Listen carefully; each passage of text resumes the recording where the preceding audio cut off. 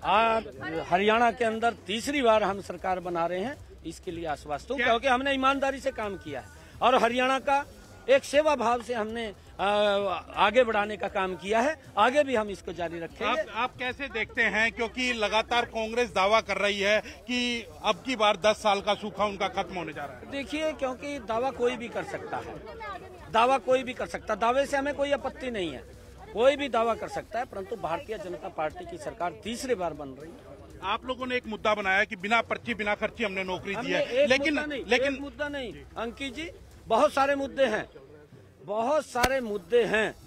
हमने हर वर्ग के लिए काम किया है। हमने 5 लाख रुपए का आयुष्मान कार्ड, जिसको हमने कहा कि अब 8 तारीख के बाद उसको 10 लाख रुपए किया जाएगा। हमने किसान की फसल को 24 फसलों को एमएसपी पर खरीदने का, हम 14 पहले खरीद रहे थे, उसको भी हमने किया। एक मुद्दा नहीं है कभी एक मुद्दा, ये हमारे क्योंकि उस पार्ट का एक हिस्सा है। हमने युवाओं को सम्मान दिया है, उनका गौरव बढ़ाया। आज युवाओं के माँ बाप को भी ये चिंता नहीं है कि मेरा बच्चा पढ़ रहा है, मैंने उसके ऊपर मेहनत की है कि उसको किसी के दर के ऊपर जाना पड़ेगा या माँ बाप को जाना पड़ेगा। हमने वो विश्वास युवाओं के अंदर, युवाओं के माँ बाप के अंदर जगाने का काम किया, ईमानदारी से काम। मेरा सवाल वही था कि लगातार जो कांग्रेस के एमएलए ने कहा कि 50 वोट के ऊपर एक नौकरी देंगे, तो वो कैसे देखिए, वो उन्होंने, उनके मुख से भ्रष्टाचार की बू आ रही है। 2014 से पहले जिस प्रकार से बोलियां लगती थी, जिस प्रकार से हिस्से बट करके बोलियां लगती थी, वो तमाम वही बातें उनकी सामने आ रही है। परंतु हरियाणा प्रदेश के लोग जागरूक हैं, हमारा युवा भी जागरूक है। इस प्रकार से युवा नौकरियों की बोलियां नहीं लगने देंगे, ना लगेंगी भारतीय जनता पार्टी। आखिरी सवाल है कि नतीजे अभी आए नहीं है, लेकिन कांग्रेस में मुख्यमंत्री पद की लड़ाई शुरू हो गई है, उसको कैसे देखते हैं? नहीं, देखिए, उनकी तो बांटने की लड़ाई चलती है, ये आज छोड़िए, अभी तो आगे और भी चलेगी। ये बांटने की लड़ाई इनकी चलती है। इनको प्रदेश के लोगों से या प्रदेश के विकास से कोई सरोकार नहीं है। इनका तो अपना मेरा हिस्सा कितना है उसके अंदर। कितनी सीटें बीजेपी की आ रही हैं? मैं कह रहा हूँ एक तरफा सरकार बना रहे हैं।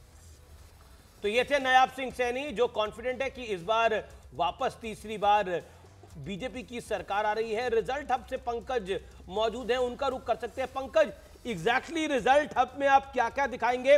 और मैं बता दूं व्यूअर्स को, करीब करीब अब 12 से 13 मिनट बचे हैं हमारे पास। जब पहला नंबर हमारी स्क्रीन पे होगा, वो नंबर जो बताएगा कि किस ओर जा रहा है, वो जम्मू कश्मीर से आएगा, हरियाणा से आएगा, वो आपको स्क्रीन पे देखने को मिलेगा। पंकज। बिल्कुल अमीश, देखिए लाइव रिजल्ट हब यहाँ पूरी तैयारी के साथ हम हैं और जैसे ही ट्रेंड्स आने शुरू होंगे, जैसा आपने बताया लगभग 13 मिनट का वक्त बचा है जब पेपर बैलेट से गिनती शुरू होगी और सबसे पहले जो ट्रेंड्स हैं वो यहाँ न्यूज़ 18 इंडिया पर हमारे दर्शकों को मिलेंगे और पूरी तैयारी के साथ हम यहाँ लाइव रिजल्ट हब पर मौजूद हैं। तो आपको बता दें, यहाँ अगर हम हरियाणा की बात करें तो कुल मिलाकर 93 जो काउंटिंग सेंटर्स हैं वो हैं। तो चप्पे चप्पे पर हमारे रिपोर्टर्स भी तैनात हैं और यहाँ पर भी हमारी टीम तैनात है। इकबाल जी, जरा बताइए कैसी तैयारी करके रखी है हमने? देखिए, पूरी हमारी हाईटेक तैयारियां हैं एकदम, और हम 8 बजे ठीक 8 बजे बजते ही जो है हम पहली लीड दिखाएंगे और देख लेना कि हमारे पास सबसे पहले लीड आएगी। तो देख लेना सबसे पहले हमारे पास लीड आएगी। ऐसे हमारे साथ यहाँ पर अगर हम बात करें जम्मू कश्मीर से भी पूरी तैयारी हमने करके रखी है। आप बताइए सर, किस तरह से तैयारी हुई है यहाँ पर? अभी जम्मू कश्मीर के सभी काउंटिंग सेंटर पर जो है हमारे रिपोर्टर तैनात हैं। हाँ, ठीक। और सबसे पहले जो है हमारे पास रुझान भी आएंगे और नतीजे भी आएंगे। तो सबसे पहले रुझान, नतीजे। शौकत जी, किस तरह की तैयारी है? कंप्लीट तैयारी है और हमेशा से हम टॉप रहे हैं, एक्यूरेट रहे, फास्ट रहे और वो इस बार फिर रिपीट होने वाला है। तो जैसे 8 बजे से ट्रेंड्स आने शुरू आते हैं आपके पास पंकज, लेकिन मैं हर्षवर्धन जी और शांतनु, मैं क्विक रिस्पांस आप लोगों से चाहती हूँ और उसके बाद जेजेपी के प्रवक्ता विवेक जी भी आपको दिखाई दे रहे हैं। देखिए सर, चाहे वो पंचकुला हो, जीटी बेल्ट रोड, चाहे वो आप फरीदाबाद की तरफ आ जाइए, साउथ हरियाणा हो, या फिर सिरसा की बात कर लीजिए जो कि आप जाट बागड़ बेल्ट कह सकते हैं, फिर बांगड़ बेल्ट कह दीजिए। ये वो इलाके हैं जहां पर आज की तारीख में सच में बड़ा बदलाव दिखाई दे रहा है। और मैं जब बड़ा बदलाव कह रही हूँ 10 सालों को लेकर चलती हुई कह रही हूँ। देखिए रूबिका, मुझे लगता है कि आपने और अमीश ने अभी शुरू में 2 शब्द बोले हैं, वो सार है जिसको हम कहते हैं ना, ब्रीफ में अगर समझना हो। एक तो ये कि ये भारतीय जनता पार्टी 10 साल की सरकार भले हो गई, लेकिन ये पार्टी हरियाणा में है कितनी सीटों की? ये 90 सीटों की पार्टी कभी रही नहीं। जाट डोमिनेटेड सीट्स पर बहुत कम सीटों पर इसका प्रभाव रहा। 2014 में भी 47 ही आकर वो सरकार बनाई थी और 19 में तो 40 पर रह गए थे। तो जेजेपी ने बहुत सी, जैसे भिवानी सीट है वहां तो कांग्रेस तीसरे पर चली गई थी जेजेपी की वजह से। तो एक तो ये फैक्टर गायब है, यानी उसकी लड़ाई कुल 50-60 सीटों में से 46 सीटें जीतने की है, जो हमेशा मुश्किल रहेगा। इस बार दूसरी और वजह हो गई। दूसरी एक जो बात जो अभी अमीश ने कही कि आप कुछ सीटों को उठाकर देखिए, आप अगर शहरी इलाकों में जहां बहुत एकदम मतलब आंख मूंद के लोग कहते थे कि चलो जी ने मुझे दिए हैं, जब मैं छोटा था इससे पहले एक बच्चे को धर्म समझ आता है, भगवान समझ आते हैं, उन्होंने पहले ही ये संस्कार जो भगवत गीता कह दिए थे कि हमें लोगों की सेवा करनी, और मैं वही करके दिखाना चाहता हूँ आज। आप अपने जीत को लेकर के कितनी आश्वस्त हैं और हरियाणा में कांग्रेस का कैसा परफॉर्मेंस रहेगा, क्या देखते हैं? अगर आप एग्जिट पोल्स देखेंगे वो 60 सीट के आसपास दिखा रहे हैं, लेकिन हमने देखा है जैसे लोकसभा में भी देखा था हमने 2024 के, कांग्रेस को हमेशा कम सीट देते। मैं हर्षवर्धन जी आप अपनी बात को समाप्त करिए। अभी आप कह रहे थे ना यंगेस्ट हैं जी, तो वो कह रहे हैं कि मैं जब छोटा था तो राजनीति में तो अभी छोटे हैं।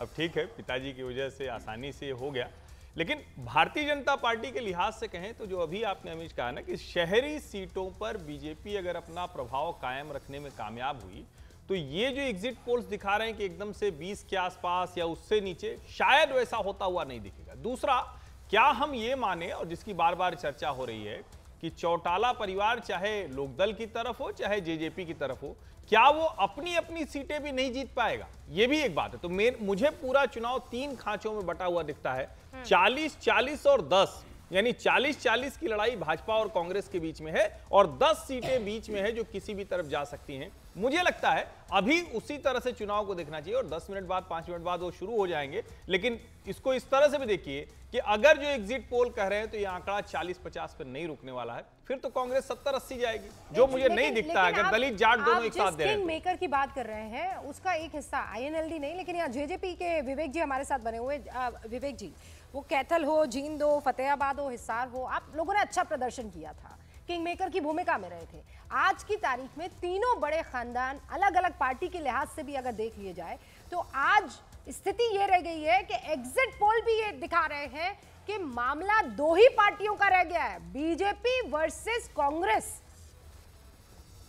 विकास जी, एग्जिट पोल तो शुरू दिन से यही दिखाने का काम करते हैं कि मामला 2 ही पार्टियों का रह गया। मैं आपको अगर 2024 के लोकसभा चुनाव के जो एग्जिट पोल आए थे उसकी अगर हम बात कर लें तो बहुत से चैनलों ने 400 पार तक दिखाने का काम किया था, अलग अलग चैनल ने कुछ कुछ दिखाने का काम किया। अगर 2019 की हम बात करें, 2019 में जननायक जनता पार्टी को 0 सीट्स पे दिखाने का तमाम चैनल से काम किया था, और बहुत से चैनल्स ने तो जेजेपी का नाम तक नहीं दिखाने का काम किया था, आदर्श में काउंट किया था जेजेपी को।